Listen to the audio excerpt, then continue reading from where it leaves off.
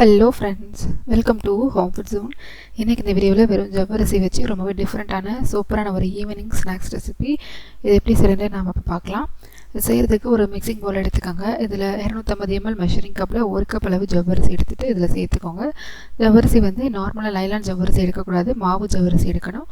ஒருவேளை மாவு ஜவ்வரிசி இல்லைன்னா நார்மல் நைலான் ஜவ்வரிசியை நல்லா பேனில் போட்டு மொறுன்னு ஆகிற வரைக்கும் நல்லா இந்த மாதிரி வறுத்துட்டு கூட நீங்கள் எடுத்துக்கலாம். வறுத்துட்டு 1 கப் அளவு மெஷர் பண்ணி எடுத்துக்கோங்க.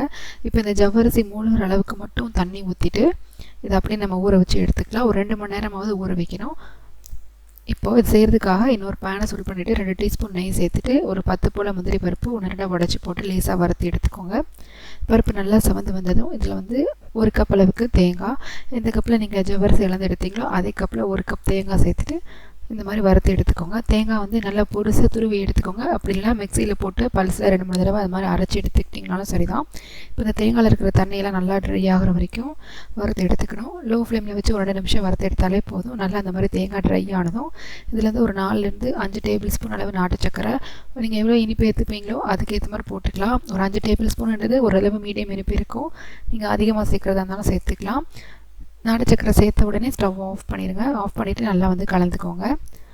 இந்த ஹீட்லேயே நல்லா இதோட சேர்த்து நல்லா உங்களுக்கு உருகி சூப்பராக வந்துடும். நல்லா மிக்ஸ் பண்ணிவிட்டு இதை எடுத்து வேறு ஒரு பிளேட்டுக்கு மாற்றி நல்லா ஆற வச்சிடலாம்.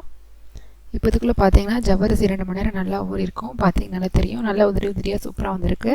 தண்ணி மட்டும் அதிகமாக சேர்க்காமல் ஜவ்வரிசி மூழ்கிற அளவுக்கு சேர்த்து ஊற வச்சிங்கன்னா ரொம்ப கரெக்டாக சூப்பராக வரும். இப்போ இதில் வந்து ஒரு 3 டேபிள் ஸ்பூன் அளவு கார்ன்ஃப்ளவர் மாவு சேர்த்துட்டு நல்லா கை வச்சு லேசாக அந்த மாதிரி பிசைஞ்ச மாதிரி மிக்ஸ் பண்ணி விட்டுக்கோங்க. இந்த மாதிரி பிசைஞ்சு மிக்ஸ் பண்ணிங்கன்னா உங்களுக்கு எக்ஸ்ட்ரா தண்ணி எதுவும் சேர்க்க தேவையில்லை. அதில் இருக்கிற ஈரப்பதத்துலேயே இந்த கார்ன்ஃப்ளவர் மாவு நல்லா வந்து கலந்துட்டு நல்லா கையில் பிடிக்கிற அளவுக்கு உங்கள் கன்சிஸ்டன்சி வந்துடும். பார்த்திங்கன்னா தெரியும், மாவு பிசைஞ்சதுக்கப்புறம் இந்த மாதிரி இருக்கணும். ரொம்ப ஜவ்வரிசி வந்து பேஸ்ட்டாக மசிச்சிடக்கூடாது. 1-2 மசிச்சு இந்த மாதிரி எடுத்துக்கணும். இப்போது நல்ல ஒரு சின்ன உருண்டையாக பிரித்து எடுத்து கையில் வச்சு நல்லா இந்த மாதிரி மெலிசாக தட்டி எடுத்துக்கோங்க.